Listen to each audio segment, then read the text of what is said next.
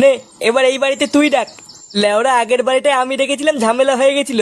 এবার তুই ডাক, দেখি কেমন পারিস। তোরা মানে ডাকতে পারিস না বলি তো, ডাকারও একটা টেকনিক আছে। দেখ বাড়া, এবার আমি কি করে ডাকি।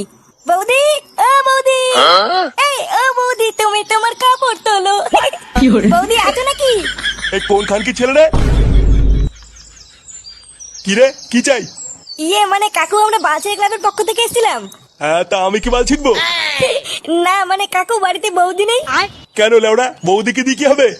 এই কে এসছে গো? এই কি গো, কি চাই?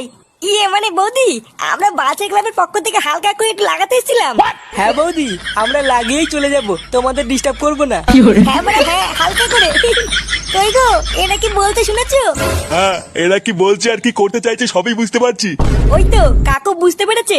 বাঞ্চত গুলো আমি তো বুঝতে পেরেছি, কিন্তু এবার তোরা বুঝতে পারবি না তোদের সাথে কি হয়ে গেল। এ মানে কাকু কি বলছে কিছুই তো বুঝতে পারছি না।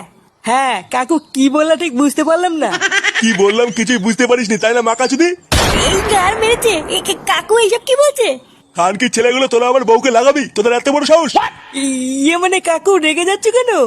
রেগে যাচ্ছি কেন, ভোসরির ছেলে?